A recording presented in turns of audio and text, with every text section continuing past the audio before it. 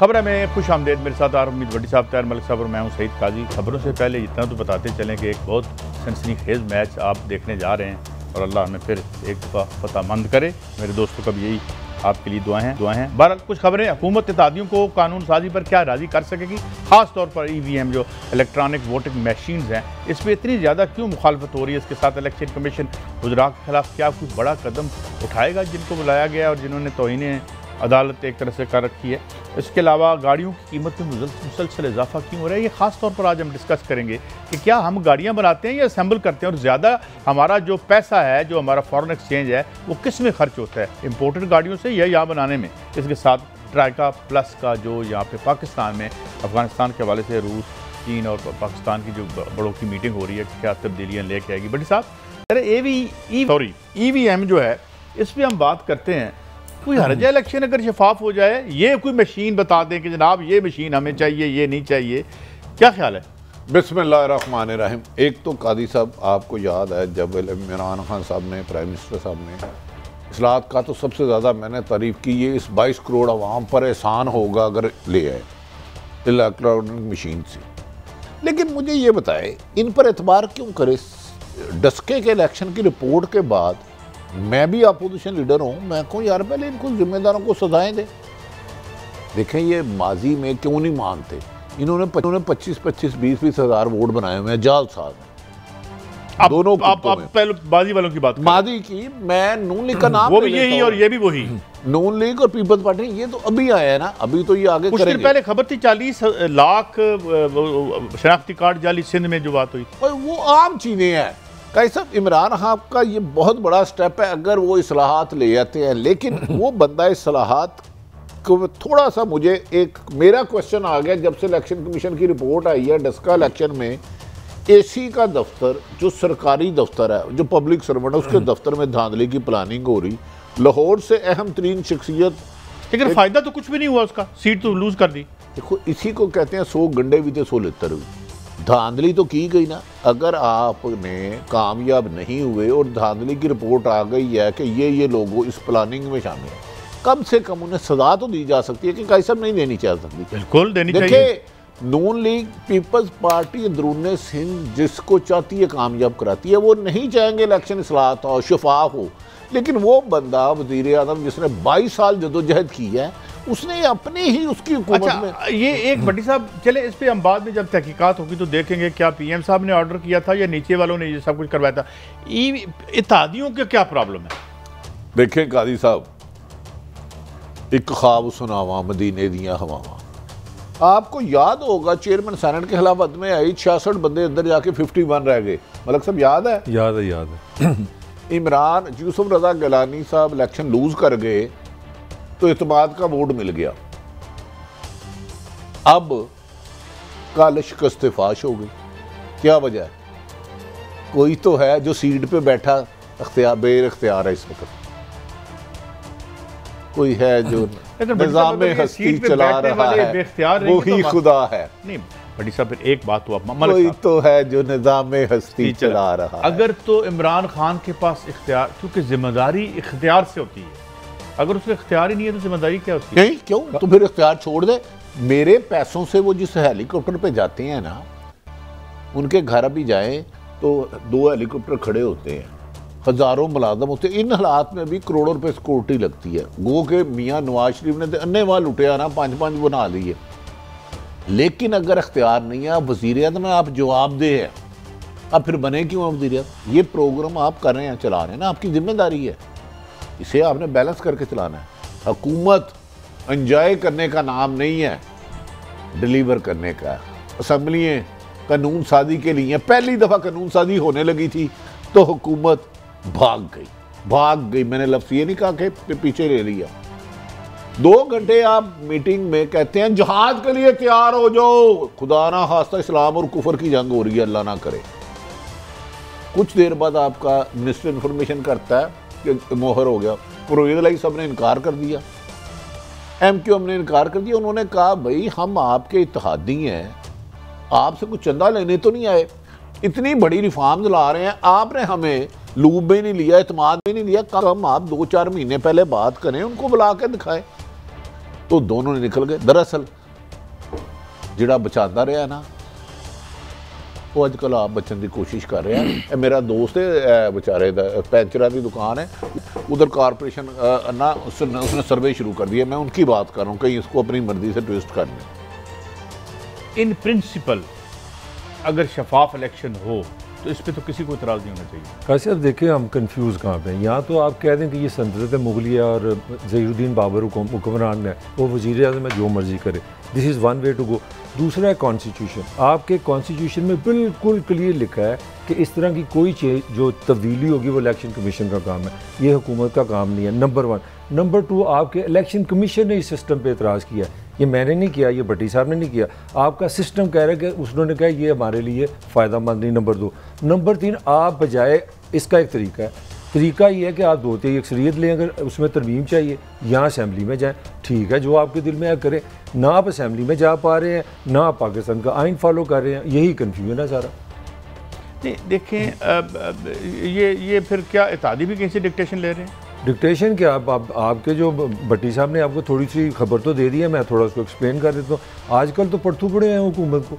वो जो इस्लामाबाद के पास एक शहर है, इतने वहाँ पे फ़ोन कर देंगे, भाई आओ हमारी को जान छोड़ाओ, हमारी को मदद करो। वो कहते नहीं भाई अब आप बड़े हो गए, हम 3 साल के हो गए, अब आप खुद ही सारा कुछ करें। ठीक है, अच्छा, लेकिन इसका मतलब है कि साढ़े से पै गई है। नहीं भट्टी साहब, इसका मतलब ये है गलती गवर्नमेंट की है, गलती अपोजिशन की है, किसी की है, हमें शफाफ इलेक्शन नहीं मिलेगा। मैं इसका जवाब देता हूँ। ये जो अपोजिशन है ना, पीपल्स पार्टी और नून लीग, ये मर जाएंगे, शफाफ इलेक्शन पे नहीं मानेंगे। कादी साहब तीन दफ़ा ये धांधली से ही आया है। शाहिद हकान बाती साहब ने क्या फरमाया पार्टी तो भट्टी साहब 70 में उसने वोट लिए थे। यार मैं जरदारी की पार्टी कर रहा हूं, जरदारी वो जुल्फ़कार अली भट्टो क्यों छोड़ दें, वो लीडर थे। या 88 का इलेक्शन बेनज़ीर का भी छोड़ दें, उसको भी छोड़ दें, वो मुशर्रफ वो पहले आके आपको पता कराया। लेकिन पीपल्स पार्टी और नून लीग ये सारे ही इस धांधली में 20-25 हज़ार हर बंदे ने अपने इलाके में वोट बनाया है। नून लीग इलेक्शन छोड़ देगी, इस इलेक्शन रिफॉर्म्स नहीं आने देगी। जब उन्हें ये यकीन हो गया कि 100% काजी सईद का वोट काजी सईद को ही पड़ेगा और एक ही वोट डाल सकेगा, काजी सईद 3 नहीं, मरे हुए के वोट नहीं डलेंगे, ये इन्हें कैंडिडेट नहीं मिलेंगे। काजी साहब इनके धांधली में PhD की हुई है, आप बादशाह आदमी है। कोई बंदा अपनी मौत खुद मारता है, अगर घोड़ा घास से दोस्ती कर लेगा तो खाएगा क्या? यही पीपल्स पार्टी का हाल है। हाँ, इमरान खान ने काम ख़राब किया, इस्लाहत की बहुत अच्छी कोशिश थी, एफर्ट थी, लेकिन जब मुझे डस्के के नतायज आए, मेरी भी इंफॉर्मेशन है वज़ीर आला हाउस से धांधली के काम जाते रहे, ये मेरी इंफॉर्मेशन है, मैंने तब भी कहा। एक हमारा दोस्त है, अब अंदाज़ा करें उस वक्त के DC को इन्होंने अरेस्ट क्यों नहीं किया। काई सब 3 मिनट मुझे पता है आपके कीमती हैं। उसने नून लीग का अपनी फैक्ट्री के बाहर कोई बैनर लगा दिया, जो भी कैंडिडेट खतून थी वो उनकी, जो भी, इन्होंने उसकी फैक्ट्री सील कर दी। मैंने किसी बंदे को खुलवाया, मैं क्या यार ये किस मुल्क में किस कानून में जुर्म है कि वो अपोजिशन पार्टी। लेकिन बड़ी साहब एक गल तो सुना, तुसी गल जारी रखना, जब आपने की लड़ाई गर्म आंडे से हो आप क्या करेंगे? देखिए हमने देखना, मैं आपकी इस्तिलाह आपको सुना रहा हूं। हमने गरम आंडे भी कहा, हमने कहा उधर पाकिस्तान की तारीख की गरम आंडे, देसी आंडे, स्पेशल आंडे बिके हैं। हाँ। और लाइन में मनशियात बिकी हैं, मनशियात और ओपन बात। भट्टी साहब ये फर्क क्या है इनमें, गरम अंडे में? पूरे पाकिस्तान नहीं, देखें फर्क बताए ना। ये जो नशा करते, सॉरी, ये जो टॉफियां खाते हैं, एक होती है चॉकलेट, एक होती है कोकोनट, उधर लाइनों में लग के रेडियो में बिकी है। ये हिस्ट्री है, किसी उधर चले जाए इलाके में सर्वे करने, उन्हें कहीं सुना है यहाँ टॉफियाँ, मनशियात, गन्ने की काश्त सबसे ज़्यादा कौन सी चीज़ की सेल रही है, वो आपको बता देंगे। कोई रोकने वाला नहीं, कोई रोकने वाला नहीं। मैंने आप जानते हैं, दोस्त है हमारे, बड़े भाई हैं, वो टीवी पे नहीं आते, राना शमीम साहब, लेकिन बरतानिया दौर के सियासतदान है माशाल्लाह, किसी से पूछ लें, ख्वाजा आसफ साहब से पूछ लो। बट्टी साहब मैं अब यही तो कह रहा हूँ कि अगर आपके इलेक्शन में काला धन, मनशियात का पैसा है, जो गवर्नमेंट में बैठे हुए हैं वो क्या अपना गैबाना नमाज जनाजा शुरू करा दें किसी पुराने की मदद? वो क्या करें? काजी साहब इन्होंने तासुर ये दिया था, हम उससे मुख्तलिफ है, करें जो मर्जी, ये वज़ीर आज़म का हक है, जिसे मर्जी वज़ीर बनाए, जिसे मर्जी वज़ीर आला बनाए, लेकिन वो जो काम कर रहे हैं उसकी निशानदेही मेरी जिम्मेदारी है, आपकी जिम्मेदारी है। बीइंग ए जर्नलिस्ट, हम थानेदार जज नहीं हैं, हम सिर्फ वज़ीर आज़म ने 3.25 साल से फरमा रहे हैं मैं माफिया से लड़ रहा हूँ। अब एक काजी सईद साहब हैं हमारे बड़े मोहतरम भाई, उनसे पूछे वज़ीर आज़म ने कौन से माफिया को शिकस्त दी है 3 सालों में? रियासत की ताकत, हुकूमत की ताकत, तमाम तर ताकत के बावजूद। मैं एक थोड़ा सा पॉइंट इसमें ऐड करना चाह रहा हूँ। देखिए, जब हम बात रियासत की करते हैं तो हुकूमत भी रियासत है। मसला हमारा क्या है, हुकूमतों के मुफादत होते हैं, वो वोट से आती हैं, वो जाती हैं, चली जाती हैं, मसला ख़त्म हो गया। मार हमें कहाँ पड़ी है? हमारा जो रियासती ढांचा है, जो हमारे इंस्टीट्यूशंस हैं, वो इंस्टीट्यूशन नहीं है, वो अफराद चला रहे हैं। मसला है कि इलेक्शन कमीशन परमानेंट है, उसका इससे ताल्लुक नहीं है कि काब बैठी है, नून बैठी है, पी बैठी है। They should work as election commission.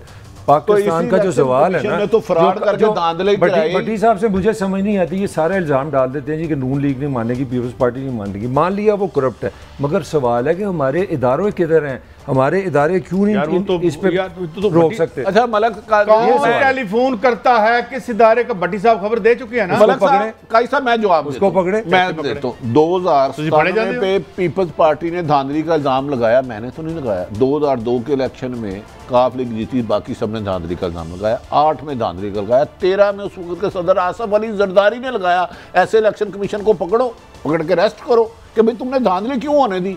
अब नून लीग भी कह रही है ना सिलेक्टेड है, सिलेक्टेड तो किया तो इलेक्शन कमीशन ने है। फिर मैं ये तो कह रहा हूं, उसको मुझे बताओ फिर उधर कैसे हर इलेक्शन को कराते हैं धांधली वाला, हर इलेक्शन कराते हैं धांधली वाला। कह रहा हूं कि उनका काम इलेक्शन कराना नहीं है, शफाफ इलेक्शन कराना इलेक्शन कमीशन का। जब आप सईद मेहंदी का दमाद रखोगे फिर आपके खिलाफ रिपोर्टें भी आएंगी और आपकी इलेक्शन इस्लाहत भी नहीं हो सकेगी। मैं माफ़ी चाहता हूँ, सच बड़ा। आप अभी कह रहे थे ना इमरान खान ने दोनों बिल वापस क्यों नहीं लिए। मैं इधर बैठूँ, इस मेरी कलम में ताकत है, मैं मलक साहब को अपॉइंट कर सकता हूँ, डिसमिस कर सकता हूँ। इस किस्म की कलम की जब स्याही ख़त्म हो जाएगी ना, तो इस पर मैं ऑर्डर कोई नहीं कर सकता। भट्टी साहब, आप पेंसिल में गोलियां बांध लेंगे, मुझे पता आपको नहीं। बात अच्छा ये बताएं, ये लंदन में नवाज शरीफ साहब और आजकल एक नया बयानिया आ रहा है जी कि शहबाज शरीफ साहब को पंजाब में लाया जा रहा है और फिर से मसल फ्लैक्स कर रही है मुस्लिम लीग नून के जनाब साड़ी थां फिर तो तैयार हो गई है, रेड कारपेट जरा बिछावांगे तो सीधा प्राइम मिनिस्टर हाउस या CM हाउस चले जावांगे। जनाब दी राय। मेरी इतला के मुताबिक नवाज शरीफ साहब की तरफ से अहम तरीन शख्सियत को मैसेज गया कि हम माफ़ी मांगने के लिए तैयार है। नवाज शरीफ की तरफ से नहीं, पब्लिकली नहीं है, ये पैर हमेशा पाँव पकड़ते हैं कमरे में। तो हम गारंटी देते हैं हम आपके खिलाफ नहीं बोलेंगे, जिसका 1 महीना उन्होंने साबित किया। पिछले 1 महीने में देख लें, मरीम नवाज साहबा ने आर्मी चीफ के बारे में एक लफ्ज़ नहीं कहा। जब वो उधर गई थी इस्लामाबाद हाई कोर्ट के बाहर, तो DG ISI फैज़ अली साहब के बारे में कहा। मैं इससे ज़्यादा और खुल के क्या आगा। लेकिन भट्टी साहब एक बात, मलक साहब तुम बिल्कुल अंडर एस्टिमेट कर दे। भट्टी साहब देखें ना, आपकी ने खबर के अंदर अब खबर होती है, हमारी खामोशी का फ़ायदा भी तो देखें ना। जब से मरियम, मैंने तो आपको बताया कि एक मरियम एक ऐसा अल्लाह ताला ने चीज़ पैदा की है जो सिर्फ अब महीने में 1 दफ़ा बोलती है। सवाल ये है कि आप खामोश हुए तो सफ़ा पट गया, इमरान खान को अपनी पड़ गई। नहीं, गेम तो साथ में हो गई ना। काजी साहब देखें मैं वो इमरान खान ने खुद पलटा, वो इसलिए फटा है। और PDM नाकाम हो गई, पीपल्स पार्टी नाकाम हो गई, नवाज शरीफ मुल्क से भागना पड़ा। यार ये देखें बहादुरी वजीर जेल से क्रेडिट है ना, हवाई जहाज से जेल से बहाना बना के भी मैं मर गया। जो आप बचपन में होते थे, मुझे एक दफ़ा आपके बड़े भाई सुना रहे थे कि काजी सईद ने जब स्कूल ही नहीं जाना होता था तो रात को ही अम्मा पेट ही बड़ा दर्द हो रहा है, अम्मा जी आओ स्कूल के टाइम तो ठीक हो जाती। फिर सुबह स्कूल के ऊंची ऊंची चीजें मारनी, वालदा ने कावा बनाना, बीच में नींबू डालना। एक बात ऐसे स्कूल का टाइम गया तो ये ऐसे प्लेटलेट थे। ये इतने इंटेग्रिटी वाले लोग हैं और इतनी इनकी इंटेग्रिटी है बड़े मियाँ साहब की और मरीम साहबा की, जब ये कह देते हैं कि हम आपके खिलाफ नहीं बोलेंगे और आप इनको प्राइम मिनिस्टर और CM बना देते हैं, ये तो बिल्कुल इस पे कायम रहेंगे। कायम पे रहेंगे ना यार। वो क्या आलू छोले बेचते हैं जिनको आप चक्कर देने की कोशिश कर रहे हैं। एक मिनट मैं आपको कह रहा हूँ, आपको कहा भट्टी साहब 1 मिनट जरा। नवाज शरीफ ने को किसी ने समझाया, उसके करीब वाले किसी बंदे ने, कि खुदा के लिए तुम चुप कर जाओ, ये लड़ाई तुम्हारी वजह से नहीं हो रही, और उसने यही काम किया बस। और मैं आपको क्या यार, मैं तो ये कह रहा ना, अगर आप दोनों की लड़ाई से मुझे को फायदा हो तो फिर तो ठीक है, तो हो रहा है ना। मैं की फायदा, अब नवाज चुप हुआ है, मरियम चुप हुई है, तो हो गया ना, सफा लीरो हो गया ना। मलक साहब देखे, कौन सा को हमारा हिल रहा था जब ये जर्नलों को ये 2-3 इशारतन खबरें दी कि बैठे अचानक चेयरमैन सैनेट बच गया, 56 लोग 51 रह गए। इलेक्शन में अदम एतमाद पूरा नहीं हो सकता था, राजा रियाज था, 5-6 बंदे स्लिप हो गए थे। वो वैसे जब कैमरे भी पकड़े गए थे वहाँ पे देखें ड्रोन, उसके बाद अब कुछ चीज़ें हिली है, इसमें PDM का कोई कमाल नहीं। इमरान खान साहब के नादान दोस्त उन्हें गलत रास्ते पे ले जा रहे हैं। जब आप ऐसे काम करेंगे कि मार्च में एक अहम तरीन शख्सियत जाके कहती है सर ये बड़े एलिगेशन लग रहे हैं, तो ये बेहतर कर लिया जाए, इसमें बुराई आप उनको टाल दें, अप्रैल आ जाए, मई आ जाए, जून आ जाए, जुलाई आ जाए, फिर आप कहें नहीं यार मेरा दोस्त है इसको पिंडी रास्ते में उतार दो, वो कहे नहीं दिस इज नॉट फेयर। भट्टी साहब को पंजाब का भी तो वादा था, नहीं होती भट्टी साहब ठहरे भट्टी साहब खबर कंफर्म कर, एक पंजाब का भी तो वादा किया था हमने। नहीं मैं अर्ज करने लगा, नहीं वो बताए ना, वो भी एक वादा किया। इमरान खान साहब, मैं पहले दिन से कह रहा हूँ कि PDM उसकी ना प्रॉब्लम थी ना है, लेकिन इमरान खान साहब खुद इतनी गलतियाँ कर रहे हैं, कादी साहब इतनी गलतियाँ कर रहे हैं। अब मुझे बताएं, आप साहिब इल्म हैं, इत्तेहादी जमातें उनकी अच्छी बुरियाँ हम नहीं कहते, जब आप किसी से इत्तेहाद करते हैं उसके वोट से आप वज़ीर आज़म बने हैं, आपने अगर रिफॉर्म्स लानी है अच्छी बात है, लाएँ, इस्लाहत ले आएँ, तो ये कौम परेशान है, उनको 2-4 महीने पहले एतमाद में ले लेते। जब एक दिन पहले आप बुला के शाइया दें और मैं कहूँ जी मलक साहब इधर वोट आपकी बात कर रहा हूँ कि अच्छी इस्लाह ये आपके लिए अच्छी खबर है कि देखें हुकूमत ने कितना काम किया। लोग तंग थे महंगाई से, हर हफ्ते ना इदारा शुमारियात एक लिस्ट दे देता था, ये चीज़ महंगी, ये चीज़ महंगी। इमरान खान साहब ने उसका मसला हल कर दिया, महंगाई ख़त्म कर दी। उन्होंने कहा ये वीकली रिपोर्ट अब बंद कर, तो आपकी महंगाई का मसला हल हो गया, वो इस्लाहत उन्होंने कर दी। अच्छा फिर मैं बताऊँ, वो उस पर हमने आना है बाद में। लो मैं एक, मुझे याद नहीं आ रहा, एक पता नहीं ख्वाब है या क्या है, कल रात कोई 9 बजे के बाद एक शख्सियत अपने आपे से बहुत बाहर हो गई, तो बहुत सख्त अल्फाज इस्तेमाल किए, अनबिलीवेबल। अब मुझे याद नहीं आ रहा ये कौन था, जानी पहचानी शख्सियत है, ख्वाब में याद रहता था आपको नाम वो। और सुने, अच्छा अगला टॉपिक कौन सा साथ उनका मुकालमा हुआ, अगला टॉपिक कौन, शहर कौन सा था ख्वाब में? भट्टी साहब यही बता दें, और ठहर जो जरा शहर ही बता दें मैं कौन सा था। यार देखें आजकल सबसे अच्छा मौसम मरी है, हाँ उसके पास मौसम उधर यू भी है, आए तो एक सड़क चले जाती है सीना से PM हाउस की तरफ, एक चले जाते फंगी की तरफ। मैंने उस बंदे के, वो जो बंदे मैंने जिन्हें देखा है, ये आई विटनेस की बात बता रहा हूँ, उसने कहा अनबिलीवेबल। अल्लाह ताला सबको सेहत, जिंदगी, तंदुरुस्ती दे। हाँ लेकिन भट्टी साहब बात ये है, जज्बाती हो जितना आदमी। देखें कादी साहब, जब हर काम आप ये चिराग जाएं, वो अल्लादीन का चिराग आ जाए कि क्या हुक्म है मेरे आका, आप उसे कहीं कोठी ले दो कि सईद कादी इन्ना हो गया, मैं तरबूज जो रहना तेन कोठी की ला दिया। हूँ कल उन्होंने चिराग घसाया, वो जो बीच में से निकला उन्होंने कहा भाईजान अपना काम करो। अच्छा हुकूमत के कुछ लोग भी राब्ते कर, जैसे कल मरीम औरंगजेब साहब कह रही थी कि लोग आके हमसे राब्ते कर रहे हैं। देखिए उनके साथ तो नहीं करे, क्योंकि मरीम साहब से ज़्यादा नून लीग में लोग प्रायोरिटी शहबाज शरीफ साहब को दे रहे हैं। मेरी अपनी राय है, मलक साहब मुझे पता है इख्तलाफ करेंगे, इनका हक है और इनकी इन्फॉर्मेशन मुझसे ज़्यादा बेहतर। और हमजा से मरीम को तो नून लीग समझ रही है कि नून लीग की तबाही की वजह मरीम नवाज है। ये नून लीग का मौक़िफ़ है, मेरा नहीं, उनके सीनियर पॉलिटिशियन का। यकीनन इसमें मरीम के कैंप के लोग भी होंगे।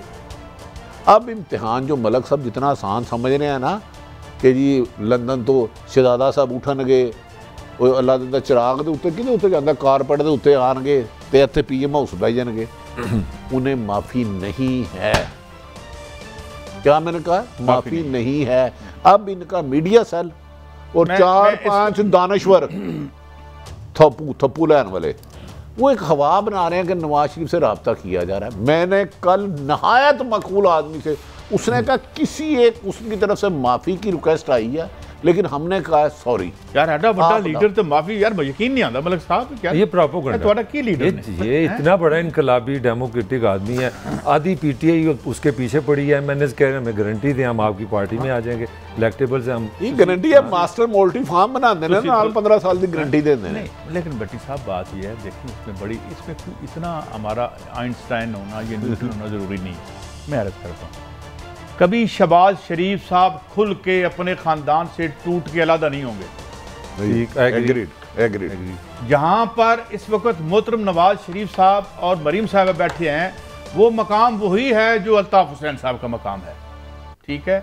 यहाँ फिर आपको एक नई एस्टैब्लिशमेंट पैदा करनी पड़ेगी, उतो तो लैके थले तक सारियां भर्तियां निस्बत रोड तो करनी पैणगियां, तो फिर इंशाल्लाह थोड़ा काम हो जाएगा। ऐसा मुश्किल काम कोई नहीं। काजी साहब एक भट्टी साहब काजी साहब काजी साहब मलक साहब के एक दोस्तों की खबर है और मलक साहब इसे सेकंड कर सकते हैं। मरियम साहब, मलक साहब, मेरी राय है, पिछले आज है 4-11 तारीख 5 तारीख को नून लीग की एक लीडरशिप ने लंदन फोन किया कि आप मेरी सदारत अनाउंस कर दें।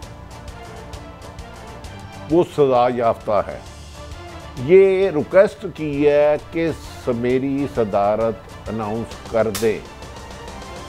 उस पर कहा जा रहा है कि बहुत ज़्यादा कशीदगी हो गई है, क्योंकि मियाँ साहब समझते हैं कि यही मौका है कि मरियम को पार्टी को हाईजैक करके मैं भी आपको खबर दे दूं, बस मैंने आपको इतला दे दिया है। खबर यह है कि एक बहुत बड़े स्टालवार्ड मुस्लिम लीग नून के बड़े रीजन, और या माफी चाहता हूं, एक रिटायर्ड जज साहब से लंदन से नाहल मफरूर इश्तिहारी नवाज शरीफ ने मुशावरत भी की है। वो जज साहब अगर मरियम बहुत बड़ा फैसला भी करके जल्द दफा करें, मरियम साहबा को अगर सदा सदर बना सकते हैं कि नहीं, उन्होंने कहा भट्टी साहब, मैं इससे पहले मैं आपको बताऊं कि ये बात पहले भी चल रही थी, और जो टॉप के लीडर हैं, जो रीजनेबल लोग हैं इस वक्त मुस्लिम लीग नून में, और जो सियाने हैं, जो समझते हैं कि भाई हमको अपोजिशन की पार्टी नहीं है, उन्होंने भी ये बात किसी फोरम पे की है। मैं कह देता हूँ कि मरियम साहिबा को अनाउंस किया जाए और यहाँ पर अदालतों में कुछ ऐसा हो जाए कि उनकी वो जो नायाली है वो ख़त्म हो जाए और वो सदारत उनको मिल जाए। और बस उस जस्टिस ने कहा है कि मियाँ साहब आप 3 दफ़ा वज़ीर-ए-आज़म रहे हैं, आपको नहीं पता मरियम सजा याफ्ता है। उन्होंने कहा कि आपको नहीं पता मरियम सजा याफ्ता है, आप उसको कॉन्स्टिट्यूशन के मुताबिक सदर नहीं बना सकते, आप खुद भी जो कायद है वो आइन में नहीं है। अच्छा भट्टी साहब, थोड़ी सी बात मैं भी करना चाह रहा हूं। ये मुस्लिम लीग नून की पॉलिसी है, ये जो आगे अगर ये धरना हुआ या लॉन्ग मार्च हुआ तो उसको लीड करेगी, सारी तकरीरें मरियम करेगी। वो उस दुकान में 2 बंदे बिठाए, उन्होंने एक का नाम है शहबाज शरीफ, इज़ ए गुड बॉय, वो अमन सुख चैन भाईचारे की बात करेंगे और मरियम उस टोन में वापस जाएगी। ये मैं आपको खबर दे रहा हूँ, और ये भी मैं आपको खबर दे रहा हूँ, ये डिजाइंड है भट्टी साहब, ये डिजाइंड है, आपकी बात ये डिजाइंड है, मैं आपको बता दूं। फिर पीटीआई बेशक जितनी मर्जी गलतियां करती रहे, सुन लेना काजी साहब, ये भी सुन ले आप, ये मुस्लिम लीग नून के जो बड़े अपना अंदर के जराया वो कह रहे हैं जी कि हमारे पास 10 से 15 सिटिंग MNs हैं जिनका ग्रीन लाइट हमें आ रही है कि आप हमसे मुकमुका करें, हम आपके साथ चलने के लिए यार। मैं आप 15 की बात करते हैं, यहाँ 250 हैं ये मुकमुका करने के लिए तैयार है, समझ आइए उन्हें, मगर जदों उधरों सदूकड़ी खुलनी है। अच्छा काजी साहब, मैं मलक साहब को प्रोग्राम के नाते एज ए रिपोर्टर खेलते हैं, चैलेंज कर रहा हूँ, इनकी बात गलत है, इन्हें कहें अगर इतनी अक्सरियत है, उन्हें ये भी कह रहा है, ये र्यूमर्स उड़ा रहे हैं कि अदालतों से रिलीफ मिल जाएगा, नाहली खत्म हो जाएगी। अगर नवाज शरीफ नाहली से पहले इस मुल्क में आगे मुझे पकड़ लेना, मां सवाए कि हुकूमत जा रही हो, यहाँ इलेक्शन हो, नवाज शरीफ नहीं आएंगे, वो बहुत डरपोक है, आपको अंदाज़ा नहीं है मेरे भाई। वो शहबाज शरीफ साहब ने उनको लंदन भिजवाने के लिए कौन कौन से पापड़ बेले हैं, कुछ बातें थोड़ी सी वादा होती हैं। अच्छा आप कह रहे हैं ना उनके पास 50 PTI की होंगे, मान लिया, आज ही वो हुकूमत वफाक में भी बना सकते हैं पंजाब में, तो नवाज शरीफ आ जाए, फिर क्या भट्टी साहब मसला नवाज शरीफ नहीं है। आप वाली बात मैं करना चाह रहा हूँ कि हुकूमत की अपनी कारकर्दगी गले को आई हुई है, और इसीलिए कल आपने इजलास नहीं किया। आप आधा घंटे पहले तकरीर फरमा रहे हैं लाइव कि जी जहाद है जमहूरियत के लिए, और आधे घंटे बाद आपका वजीर जो अपना इतलात है वो कह रहा है जी इजलास नहीं हो रहा। अंदर देखे ना कितनी कमजोरी है, ये फायदा जाएगा नहीं नवाज को, ये नवाज हेल्पिंग नवाज यार। आप कहते हैं सारा पिंड मर जाए ना, उसकी मिसाल मैं नहीं दे रहा, मैं ਤੁਹਾਨੂੰ कह रहे हैं शहबाज साहब लूब में है, हमजा साहब की मुलाकातें हैं, शहबाज साहब के दूसरे बेटे सलमान शहबाज सन और शहबाज शरीफ भी राब्ते में, मैं तो अपनी खबर दे रहा हूँ ना भाई, और सही दे रहे हैं खबर, आपकी दुरुस्त है खबर, और वो मामला काफ़ी हद तक एमिकेबली हल कर चुके हैं, नैब भी जान के चुप हो गई है, लेकिन इमरान खान को अपने इर्द गिर्द इतने मीर जाफर और मीर सादक हैं, उन्हें अपोजिशन की जरूरत ही नहीं रही। मैं आपको बताऊं, इमरान खान की कोई जो लिंक है ना मियाँ साहब को कौन लाए थे, क्यों लाए थे, वो आइंदा लाएंगे। इमरान खान साहब जो मर्जी यहाँ कर दें, उसके बाद कौन आता है देख लेंगे। इन्होंने अपना बेड़ा गर्क करा लिया परवेज रशीद साहब को। मैं माफ़ी चाहना, मेरी राय गलत हो सकती ठीक है। है। ब्रेक है, अब ब्रेक के बाद दोबारा हाजिर होते हैं और इलेक्शन कमीशन गुजरात के खिलाफ क्या कोई इकदाम उठा सकता है, मगर सवाल वही कि कब नोटिस मिलेंगे मुस्लिम लीग नून को सिलेक्टर जो इनको बार बार कहा जा रहा है। ब्रेक के बाद वेलकम बैक नाज़रीन, हमारे साथ हैं कुंवर दिलशाद जो कि साबिक सेक्रेटरी इलेक्शन कमीशन भी रह चुके हैं। थैंक यू वेरी मच कुंवर साहब, आपने हमें वक्त दिया। कुछ लग रहा है आपको कि वज़रा जो हैं ये फारिग हो सकते हैं? वैसे भी आजकल तो कुछ पेज जो है वो बेचारा फड़फड़ा रहा है, तो कुछ होगा आपके ख्याल में? बहुत कुछ होने वाला है। जो हम तो अपने इलेक्शन कमीशन पाकिस्तान के हवाले से ही आपको ब्रीफ करने की पोजीशन में हैं कि अब सबसे बड़ी अहम बात यह है कि इलेक्शन कमीशन पाकिस्तान ने जो डस्के की रिपोर्ट जो पेश की है वो बड़ी इंपॉर्टेंट है। वो उन्होंने ये साबित कर दिया है कि जी इंतखाबात में धांधली जो होती है, जो हमें भी नहीं पता चल सका, चूँकि चीफ इलेक्शन कमीशन ने चशमकशा रिपोर्ट पेश कर दी कि उसमें ये कहा है कि जनाब ये हमारा जो इंतखाबी अमला इलेक्शन कमीशन ने जो अपॉइंट करना होता है प्रिजाइडिंग ऑफिसर का अमला, उसको कहते हैं इलेक्शन का अमला। तो उन्होंने जिस अंदाज से मैनिपुलेशन की, टैंपरिंग की और जिस अंदाज से हुक्मरान जमात के कहने पर जिसमें लिखा रिपोर्ट में मॉनिटरिंग फायदे उठाए, उस पर यह साबित हो गया कि हमारा जो इंतखाबी अमला जो है उस पर अब एतमाद करना बहुत मुश्किल है, बड़ा महाल हो गया है। और ये इस पर अगर इलेक्शन कमीशन पाकिस्तान ने सख्त एक्शन ले लिया और इनको अच्छी सजा दे दी जो कानून में लिखी हुई है, तो फिर आइंदा इंतखाबात में कोई प्रिजाइडिंग ऑफिसर या तो कोई भी अपने ब्यूरोक्रेसी का फर्ज जो है वो इलेक्शन के मामला में मुदाखलत नहीं कर सकेगा। यहाँ इलेक्शन कमीशन ने अपनी हिट बरकरार रखी। अच्छा, मैं कमर साहब मैं मेरी रहनुमाई चाहता हूँ। एक तरफ तो हुकूमत दावेदार है हम इस्लाहत करेंगे, और डस्के की जिस तरह की धांधली हुई आज तक हिस्ट्री में नहीं हुआ। एसी असिस्टेंट कमिश्नर के दफ्तर में, डीपीओ डिस्ट्रिक्ट पुलिस अफसर के दफ्तर में, पर लाहौर से अहम हिस्से रहे। क्या इलेक्शन कमीशन इसे खुद सजा दे सकता है या हुकूमत इनके खिलाफ कार्रवाई करेगी जो लोग इसमें मुलव्वस हैं? दूसरा एक सवाल, जैसे वुज़रा ने आदम स्वाति साहब ने फरमाया था इस अदारे को आग लगा दे, और फवाद चौधरी साहब ने भी बड़े सख्त अल्फाज कहे, क्या इलेक्शन कमीशन खुद इनके खिलाफ कोई कार्रवाई कर सकता है? दोनों मोहतरम वुज़रा साहिबान के बारे में ये दोनों मामलात में इलेक्शन कमीशन पाकिस्तान के पास इख्तियारात हैं और वो उन्होंने इख्तियार इस्तेमाल करने के लिए कमेटी बैठा दी कि या वो डायरेक्ट एक्शन ले लें डस्का के जो हैं कल्प्रिट, जो मुजरम हैं, मुजरम ही कहेंगे, मुजरम नहीं मुजरम है, वो कौमी मुजरम है, और कौमी मुजरमों को सजा देने के लिए इलेक्शन कमीशन डायरेक्ट भी एक्स्ट्रा कोड के तहत उनको सस्पेंड भी कर सकता है, डिसमिस भी कर सकता है। नंबर 1 ये है कि पहली पावर।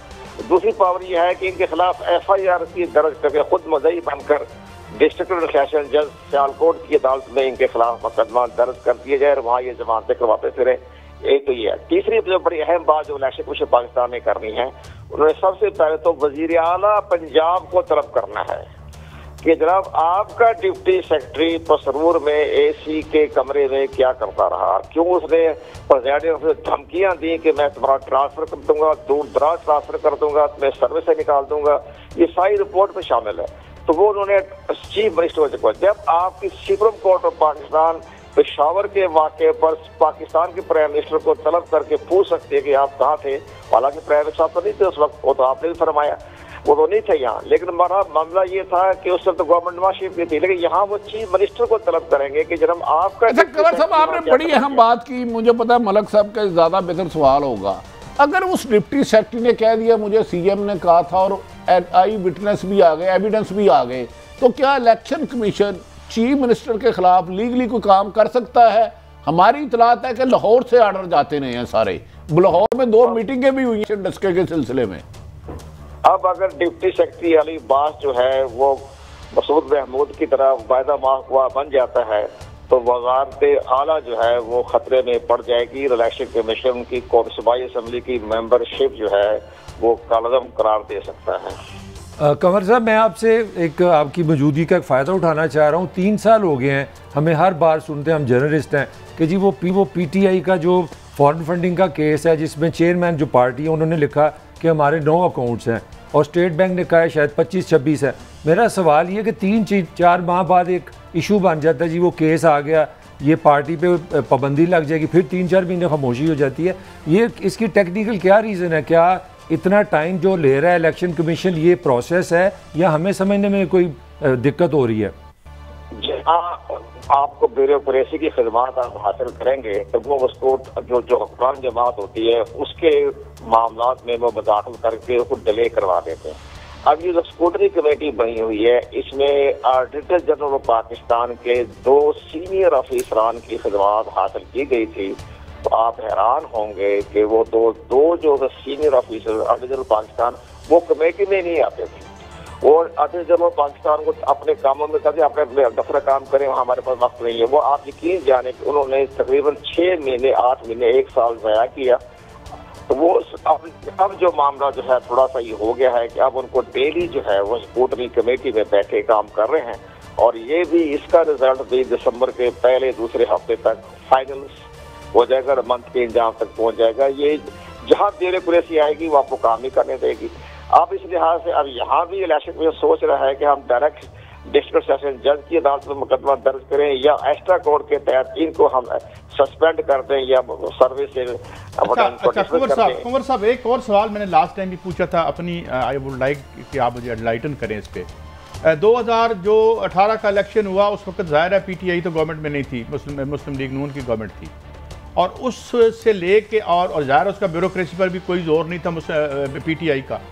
एक तसलसल के साथ हर जलसे में मुस्लिम लीग नून के हर लीडर ने कहा है कि इमरान खान सिलेक्टेड है, ये इलेक्शन जुर्लू है, इसको हम नहीं मानते।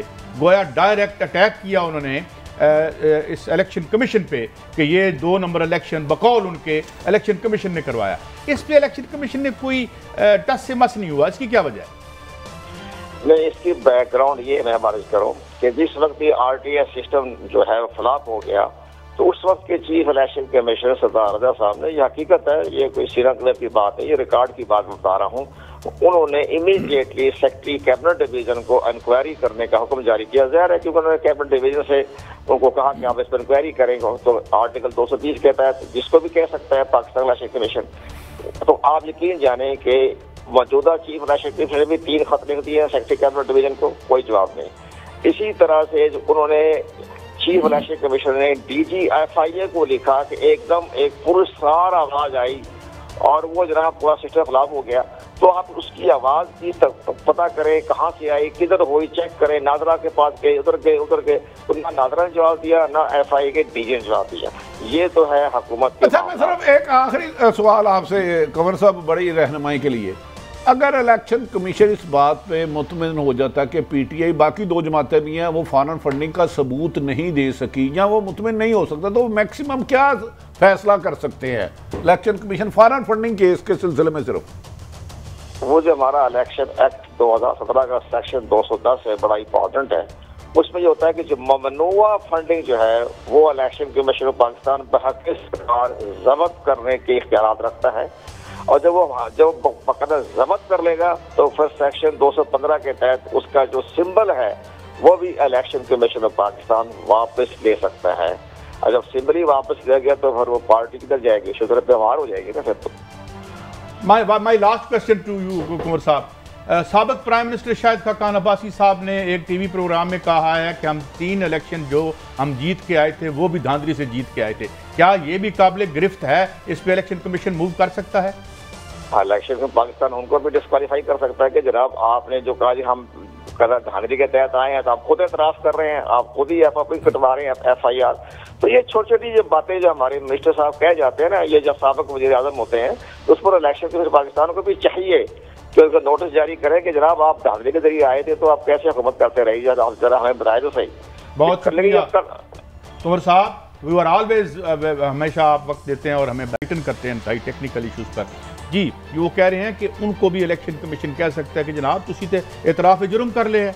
मलिक साहब, बड़ी साहब ने भी पूरी PTI सिलेक्टेड, नून लीग सिलेक्टेड कहती रही है, तो सबको बुला सकते हैं। भाई आपने इलेक्शन कमीशन में इल्ज़ाम लगाया है कि हमने इमरान खान को सिलेक्ट की है, धांधली की है, और शाहिद खाकान अब्बासी सब खुद कहते हैं हम आते ही इलेक्शन से रहे। इस मुल्क में तो काजी साहब आवेद जो मर्जी कह दो, कोई नहीं है। भट्टी साहब इसमें नहीं, बिल्कुल सही भट्टी साहब। लेकिन मुझे ऐसा लगता है इलेक्शन कमीशन इस इशू में नून लीग के लिए कोई सॉफ्ट कॉर्नर रखता है मेरे ख्याल में, मुझे शुबा है। मैं मेरा भी थोड़ा ख्याल ले लेना इसके साथ में 2013 में इमरान खान ने कहा धांधली हुई है इलेक्शन कमीशन को, उसको भी बुलाना चाहिए।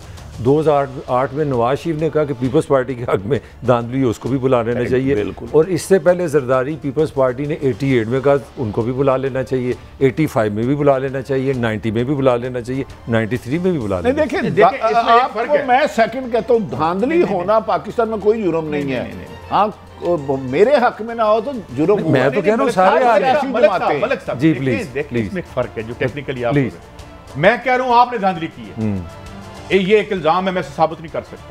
वो कह रहा है मैं धांधली से आया हूँ, मेरा प्राइम मिनिस्टर 3 दफा धांधली से आया है, वो खुद इतराफ कर रहा है। ठीक है, इतराफ पे सजा देनी चाहिए, केस होना चाहिए, होना चाहिए। नहीं तो फिर क्या आप चीफ इलेक्शन कमीशन को ये कहते हैं कि एक एक्स प्राइम मिनिस्टर खुद कह रहा है हम धांधली से आए हैं, तो उसके खिलाफ आप साफी है। मेरा एक फिक्र ले लें, आप अपनी ईमानदारी से 1 करोड़ दफा मैंने एक बात सुनी है सियासतदानों से, जर्नलों से, प्रेसिडेंट से, प्राइम मिनिस्टर से कि इस मुल्क में 70 के अलावा कोई इलेक्शन फेल नहीं हुआ। फिर सबको बुला लें, करें।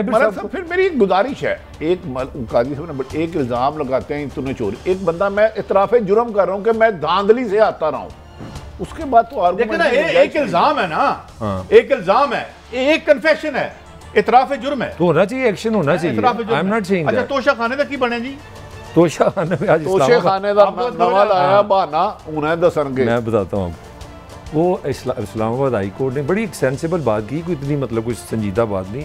उन्होंने कहा यार ये तोहाइफ जो हैं ये आप क्यों नहीं, एक म्यूजियम होना चाहिए, पाकिस्तान को मिलते हैं। देखिए भट्टी साहब, आप एक आरफ हमीद भट्टी हैं, आप एक चैनल के हेड हैं, तो अगर मैं कोई चीज़ आपको चैनल हेड देता हूँ तो वो GNN की मान, अगर वो मैं आप मेरे दोस्त हैं, भाई हैं, अगर मैं आपको एक चीज़ दूँ वो आपकी है, तो उन्होंने एक सिंपल एक प्यार से, एक अकल की एक बात की है कि यार इसको छुपाने की क्या सेंस है।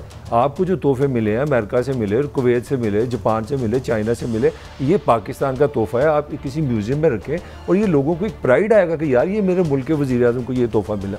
मगर हमारे यहाँ ये कहा जा रहा है कि हमने जो तोहफे में घड़ियाँ मिली हैं वो भेज के हम पाकिस्तान चला रहे हैं। तो अगर ये सिलसिला चल जाए तो जो हमारे जो है वो नवाज शरीफ पे तो पहले केस है। नहीं उसकी बात नहीं, जरदारी पे भी है, जरदारी साहब की बात ऑलरेडी। एक हमारे जो सदर थे बेचारे बड़े अच्छे से आजाद कश्मीर के, उनकी गाड़ी मिल जाएगी वापस? नहीं, वो नवाज शरीफ नहीं दे देगा सवाली पर, तो बच्चा बात सुने, तोशा खाना में बच्चा से भी मेरा ख्याल है वज़ीर-ए-आज़म इमरान खान पे इल्जाम कोई करप्शन है, इन्हें तो फौरी तौर पे साहब उसकी फरिस्त वापस कर देनी चाहिए। नहीं फरिस्त लेकिन नवाज शरीफ के लिए प्रॉब्लम होगी क्योंकि ये 13 से नहीं हो रहा, वो भी तोहफे वापस करने। यार मुझे भट्टी साहब एक बात बताएं, भट्टी साहब 8 दिसंबर को मलिक साहब केस दोबारा लगेगा 8 दिसंबर। मलिक साहब एक रकम जो है बाराक ओबामा की बीवी ने मरियम साहिबा को दी थी, उसके बाद एजुकेशन का प्रोजेक्ट, उसके बाद तो हमारी लिटरेसी सुना कुछ 100% हो गई है, 300% किधर खर्च हुई है? 300% उधर भी कोई नहीं पूछना। भट्टी साहब ऐसे तोशा खाने के जितने भी तोहफे मिले हैं इनकी हकीकत सामने आनी चाहिए। हम ये यकीनी बात है हमें तो नहीं मिले, वो हक में पाकिस्तान को मिले हैं, कम से कम उसको छुपाने का क्या जवाब है? एक तकलीफ दे बात कह दूं, ये इस हुक्मरान तबके के लिए मुल्क तोशा खाना है। मैं आपको कुछ शहर दे लोग भी ये तोशा खाना है, इथों लुटते नहीं, सब उदास कर दिया। मैं आपको बताऊंगा, ये उन्होंने तोशा खाना समझे हुआ हमें। इलाज कोई नहीं, तालीम कोई नहीं, हाउसिंग सोसाइटी कब्जा ग्रुपों के पास, ठेकेदार फ्रेंडली जमहूरियत, वैसे कहता हूँ। ये शिकार का दुनिया की क्या है, ये अब तोशा खाने आए सानू भी चुक के बेच दो। ये शिकार का नहीं, इन्होंने इंसान बेचे अमेरिका को दिए हैं, ये डॉलर सदर लगारी साहब को करे पाकिस्तान, सदर लगारी साहब को शरफ हासिल था। सऊदी अरब में जब ऊँटों की रेस होती थी ना, इधर बच्चों को स्मगलिंग करा के लेके जाते थे। हम तो कीड़े मकोड़े हैं यार, ये मुल्क इनका, शराफिया का जो लीडर ने जो कैप्चर किया हुआ, ये मुल्क इनका है काजी साहब। बाकी 95% आवाम की ना कोई राइट्स है। अच्छा मैं एक आपसे यार एक हमारा सेगमेंट है कहीं बीच में रह जाएगा। मैं जब देखता हूँ कि हमाद अजहर साहब फरमाते हैं कि हमारे इतने मोटरसाइकिल बिक गए, विच इज अ डिसग्रेस। वो ऑफ कोर्स इसलिए कि ये अभी मैं खुदा की कसम में अभी आ रहा था यार, कोई 5 खानदान के बंदे एक मोटरसाइकिल पे बैठे हुए थे और मैं इतना डर डर के गाड़ी चला रहा था कि यार उनको अच्छा मैं थोड़ी सी वजाहत कर दूं। अभी ब्रेक आ रही है। अच्छा। इस ब्रेक के बाद हम बात करेंगे कि हमारी ट्रांसपोर्ट की क्या पॉलिसी है, ये कारों के नाम पर जो फ्रॉड हमारे साथ हो रहा है वो क्या है और असल कहानी क्या है इसके पीछे, एक ब्रेक के बाद।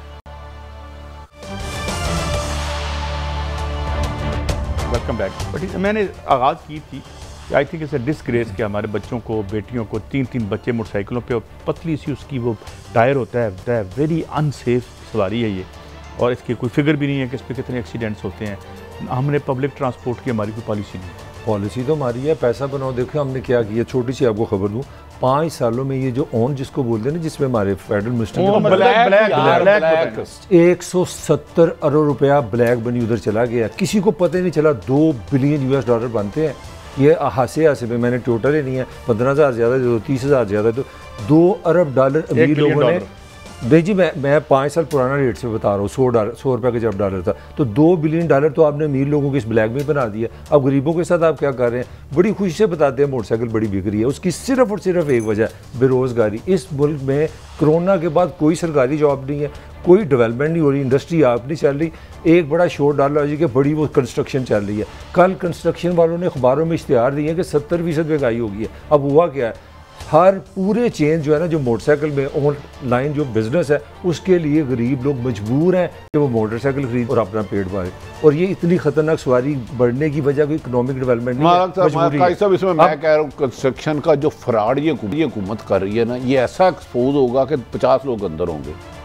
कंस्ट्रक्शन हो रही है, जो अरबपति हाउसिंग सोसाइटी है वो बना रहे हैं। आज सीमेंट 140 रुपये है, ये 2 महीने पहले, सॉरी 240, 740, 2 महीने पहले 650 का था। सरिया रोज कीमत, ईंटें डबल ट्रिपल कीमत हो रही है। ये जो हाउसिंग सोसाइटी के है ना, जिसने 5 करोड़ का घर बनाया है, 7 का बेच रहा है, वो तो फायदा है। मलक साहब ने अपना एक घर बनाना है, घर के साथ एक कमरा बनाना है, इनके लिए बम शल है। ये वो लेने जाएंगे तो कीमत आज है, सीमेंट की कीमत 760 रुपए, अगले मैं एक सवाल करता हूँ आपसे, 800, 900। आपसे मैं एक सवाल, गरीब 2 मरले के घर नहीं बन रहे, 3 मरले के नहीं बन रहे। ये जो है, जो 10 करोड़ का घर बनाया 12 का, वो जालिमो, प्राइस तो कंट्रोल करो। भट्टी साहब मेरा एक सवाल ले लें, आपका 22वें स्केल का प्रोफेसर है, 1.5-2 लाख सैलरी कर लें, आपका ब्यूरोक्रेट कर लें, सेक्रेटरी कर लें, पाकिस्तान में जितनी जॉब्स हैं, मुझे सिर्फ सादा से एक जवाब दे दें, पाकिस्तान का मोस्ट कैलिबर जिसमें डॉक्टर है, जो टीचर है, साफ़ी है, अपनी हलाल की कमाई से टॉप पे जाके घर बना सकता है कि नहीं बना सकता? मैं यही तो अर्ज कर रहा हूँ, ये जो फ्रॉड कह रहे हैं ना, कंस्ट्रक्शन इंडस्ट्री बड़ी है, ये माफिया के लिए है। एक टीचर रिटायर होता है, प्रोफेसर, जिंदगी के आखिरी हिस्से में 60 साल में, उसे 50, 60, 70 हज़ार लाख मिलता है, तो मुझे घर बना के दिखाएं। 5 मरले का प्लाट 70 लाख से, और एक कंस्ट्रक्शन का रेट काजी साहब आज करेंगे और महीने के बाद करेंगे तो 40% बढ़ जाएगा। अच्छा, छोटी सी खबर, सीमेंट ब्लैकियों के हाथ, मियां मंशा की सीमेंट जितनी मर्जी कीमत लगा दे, सरिया ब्लैकियों के हाथ, ईंटें, बजरी। वो यार किसी चीज में कोई कंट्रोल नहीं है। आप घर में एक झुग्गी 2 कमरे नहीं बना सकते, बाथरूम। अमीर आदमी हाँ 4 कनाल थोड़ा सा गाड़ियों की मैं अपडेट दे दूं, 3 महीने पहले तकरीबन जब आया ना अपना बजट, तो उसमें आपको पता है अमीरों के लिए बड़ी सहूलत दी है हुकूमत ने जी कि हम चीज़ें सस्ती कर रहे हैं। तो 60,000 से लेके 4 लाख रुपए मुख्तलिफ गाड़ियों की कीमत कम हुई, और उसके बाद जो डॉलर की डीवैल्यूएशन ही अब छतरोल उल्टा हो गया। विदिन 9 नवंबर से ये 4 दिनों में वो रेल चला जाऊँगा, बड़ी लंबी बात हो जाएगी, तो गाड़ियों की कीमत 1 लाख से लेके 7 लाख बढ़ गई है, और कोई पूछने वाला नहीं। पूरे पाकिस्तान में एक बंदा नहीं जो इसकी रीज़न आपको मैं एक और अर्ज करूँ इसमें। आप ये देखें कि पिछले साल 2 साल पहले खबर आई थी कि टेररिज्म में जितने बंदे मरते हैं उससे 10 गुना ज़्यादा ट्रैफिक हादसात में मरते हैं। यहाँ की जो गाड़ियाँ हैं जो बन रही हैं, वो वीडियो बेशुमार आपको मिल जाएंगी, उनकी दाई पतली चादर है। अब दुनिया में गाड़ियां बनती हैं, उसे उनकी कहते हैं क्रम्पल्ड जोन। सॉरी, यहाँ बनती नहीं है, असेंबल्ड होती है। आप सही करें, असेंबल होती है, और वो तकरीबन कोई 2 अरब 40 डबल हमसे पैसे बाहर से भी पैसे डॉलर भी। अच्छा कादी साहब, यार आपकी बात ज़्यादा साहब है, मुझे बताएं, गरीब आदमी 2 रुपये रोटी महंगी बेचे, 1.98 बेचे, आप कहते हैं ब्लैक किया है। गाड़ियों वाले कौन कहते हैं उसको ब्लैक किया क्यों नहीं कहते? क्योंकि वो अमीर आदमी है। हमाद अजहर साहब उसको फख्र से बयान कर रहे थे कि डिमांड बढ़ी है। नहीं तो ब्लैक को डिमांड करे। हमाद अजहर साहब को कहो ना कि आप भी ब्लैक करो। नहीं, मेरी बात, पहले टिकट बेचने पे सैनिकों में रेट होती थी, गिरफ्तार पुलिस कर लेती थी, ये ब्लैक कर रहा है, 20 रुपए की टिकट है, 22 की बेच रहा है। अब गाड़ी 40 लाख की है, 45 की बिक रही है, 10 लाख और ब्लैक पे फख्र कर रहे हैं। भट्टी साहब, लोगों ने 30 गाड़ियां बुक करा लेते, उनका बिजनेस है, आराम से बैठे हुए 25 देखे ना इस मुल्क में जहां ब्लैक करना बिजनेस हो जाए, ब्लैक एक इंडस्ट्री बन जाए, ब्लैक मिले, ब्लैक करके तो फिर मनी लॉन्ड्रिंग को किसने पकड़ना? मलक काजी अच्छा, साहब। मुझे ये एक गाड़ी है टोयोटा की फॉर्च्यूनर, तो हमें साहब मिले तो उन्होंने कहा जी मैंने 10 लाख रुपए ऑन दिए। 10 लाख? हाँ तो आम है।